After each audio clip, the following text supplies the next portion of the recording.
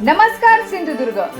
बदलतंय जग, बदलतंय तंत्रज्ञान आणि आता बदलतोय तुमच्या माहितीचा स्रोत.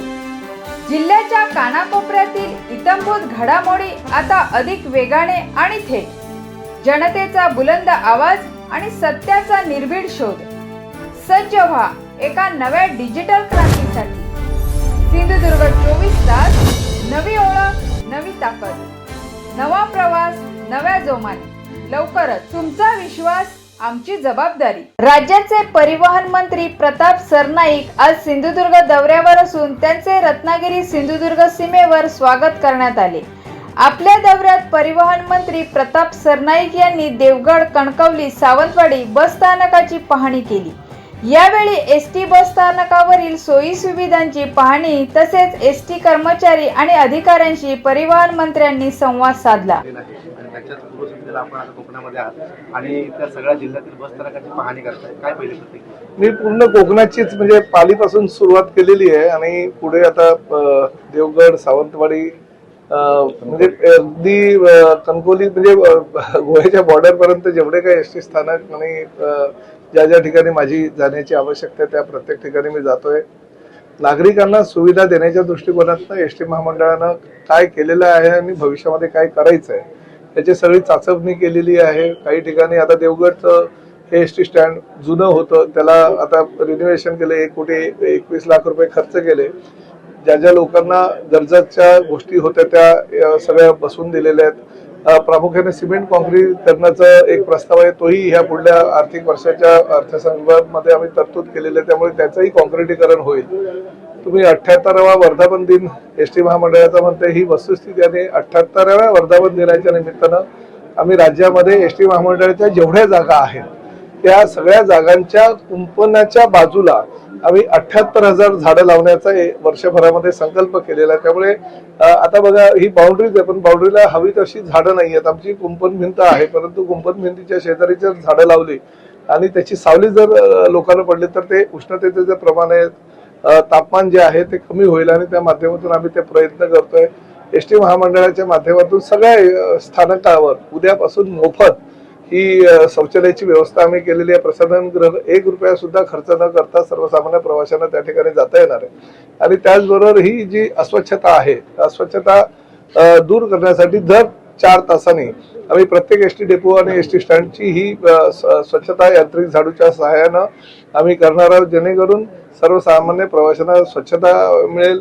ज्या ठिकाणी मोठे डेपो आहेत आणि आमचे जे ड्रायव्हर कंडक्टर आहेत त्या ड्रायव्हर कंडक्टरना निवासस्थानाची म्हणजे झोपण्याची आणि राहण्याची व्यवस्था आहे. त्या ठिकाणी गरम पाणी आंघोळी करता, थंड पाणी पिण्याकरता आणि त्याचबरोबर झोपण्याकरता त्यांना वेगळ्या प्रकारची व्यवस्था करून देण्याचं निविदा प्रक्रिया फायनल झालेली आहे. ती सुद्धा आता सुरुवात आम्ही 1 जून पासून करतोय.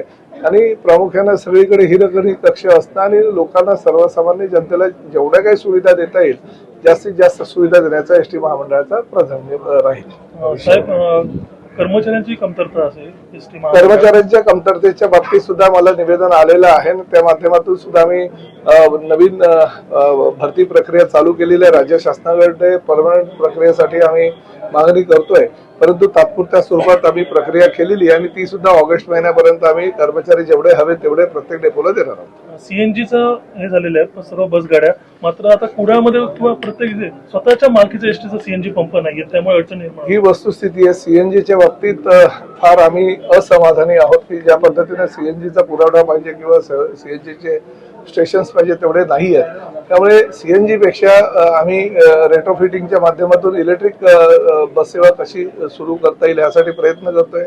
नवीन घेणाऱ्या एसटीच्या सर्व बसेस आम्ही ह्या इलेक्ट्रिक घेणार आहोत. काही ज्या जुन्या 8 वर्षापूर्वीच्या झालेल्या बस आहेत ते रेट्रोफिटिंगच्या माध्यमातून इलेक्ट्रिक बसमध्ये त्याचं रूपांतर करणार आहोत, जेणेकरून पर्यावरणपूरक एसटी महामंडळ होईल. आणि 2035 पर्यंत एसटी महामंडळाच्या सर्व बसेस या इलेक्ट्रिक बसेस कशा असतील अशा प्रकारचा संकल्प आम्ही केलेला आहे आणि त्या माध्यमातून आम्ही पर्यावरणाला फायदा होईल. आणि पंतप्रधान आदरणीय नरेंद्र मोदी आणि आदरणीय देवेंद्रजी फडणवीस यांनी जो निर्णय घेतलेला त्या निर्णयाला प्राधान्य देण्याच्या दृष्टिकोनातून उपमुख्यमंत्री एकनाथ शिंदे साहेब यांनी आम्हाला ज्या सूचना केल्या त्या सूचनांची आम्ही अंमलबजावणी करतोय. सर्वात राजकीय एक प्रश्न विचारतो. विधानसभा निवडणुकीत आता महायुतीचं जागा वाटप जे आहे ते आता निश्चित झालेलं आहे आणि जो इथला कोकणातला जो मुद्दा होता फार महत्त्वाचा की नेमकी जागा कोणाला द्यायची, तर आता त्याच्यामध्ये सेटलमेंट झालेली आहे. रायगडचं पालकमंत्रीपद शिवसेनेला मिळालंय आणि जी उमेदवारी जी आहे ती आता राष्ट्रवादी तटकरे साहेबांना मिळाली. काय नाही बघा, शेवटी पालकमंत्री पदाचा तिढा तुमच्या दृष्टिकोनात नव्हता, परंतु आम्ही सुरुवातीपासून जेव्हा शपथविधी झाला त्याच दिवसापासून आम्ही पालकमंत्री म्हणून आमच्या भरतशेठ गोगोले यांच्याकडेच बघत होतो आणि रायगडच्या माध्यमातून त्या पद्धतीचं त्यांचं काम होतं. आणि पालकमंत्री पदाचा तिढा बघा, आता शेवटी महायुती आहे, महायुतीमध्ये कधी 2 पावलं पुढे तर 2 पावले मागे जायचं गरज असते आणि त्या माध्यमातून एकनाथ शिंदे साहेबांनी जी भूमिका घेतली महायुतीच्या दोन्ही नेत्यांबरोबर बसून, ती निर्णय जो आहे तो आम्हाला सगळ्यांना मान्य आहे आणि त्या पद्धतीने आम्ही पुढे काम करू. एक गोष्ट मात्र नक्की, 17 जागा ह्या विधान परिषदेच्या आता रिक्त झालेल्या आहेत आणि 17 जागांवर निवडणुका आहे. 22 तारखेला तुम्ही बघाल पूर्णच्या पूर्ण 22च्या 22 जागा ह्या महायुतीच्या आलेल्या असतील आणि प्रचंड मताधिक्याने ते येतील.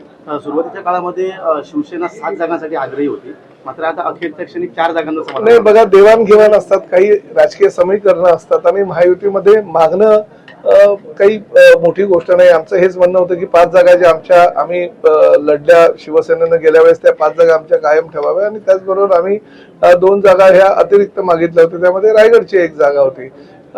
ही जागा आम्हाला मिळावी हा आमचा प्रयत्न होता आणि ठीक आहे, देवाणघेवाणीमध्ये काही गोष्टी मी मगाशीच म्हणालो की 2 पावलं पुढे 2 पावलं मागे जावं लागतात, तसा निर्णय घेतला असेल. भविष्यामध्ये अजूनही काही गोष्टी आम्ही आमच्या वाट्यामध्ये महायुतीच्या माध्यमातून पाडून घेऊ. लक्ष्मण हाके यांनी आज प्रसाद लाड यांच्यावर टीका केली आहे. ते कमिशन एजंट आहेत असं म्हणताना हरामखोर भाडखाऊ प्रसाद लाड असं त्यांनी बघा, राजकीय क्षेत्रामध्ये काम करत असताना राजकीय पक्षाच्या नेत्यांनी आणि स्वतःला जे मोठे राज्यस्तरीय देशस्तरीय नेते म्हणत होते त्या लोकांनी थोडीशी तोंडाला काही गोष्टींमध्ये कुलप लावणं गरजेचं असतं. प्रसाद लाड सारखे नेते जे विधान परिषदेतील आमचे सहकारी अच्छा चांगल्या प्रकारचं काम करताय, मराठा समाजाच्या आंदोलनकर्त्यांना भेटायला जर ते त्या ठिकाणी गेले असतील आणि राज्यातील जे काही प्रश्न आहेत ते प्रश्न सोडवण्यासाठी त्यांनी जर प्रामाणिक प्रयत्न केला असेल तर अशा नेत्यांविरोधात किंवा विधान परिषदेच्या सदस्याच्या विरोधात असं बोलणं योग्य नाही. सर, आता मुख्यमंत्री माझी लाडकी बहीण योजना जी आहे त्यामध्ये आता 80 लाख महिला ज्या आहेत त्या अपात्र झालेल्या आहेत आणि जी मुदतवाढ मागितली होती ती आता शासन देत नाही. मला त्या संदर्भात काही कल्पना नाही, परंतु आदिती तटकरे त्या खात्याचे मंत्री आहेत, ते त्या बाबतीत उत्तर निश्चितपणे देतात. Thank you sir. सिंधुदुर्ग जिल्ह्यासह इतर जिल्ह्यातील ताज्या घडामोडी पाहण्यासाठी सिंधुदुर्ग 24 तासला सबस्क्राईब करा आणि बेल आयकॉनवर क्लिक करा. सिंधुदुर्ग 24 तास सदैव तुमच्या सोबत.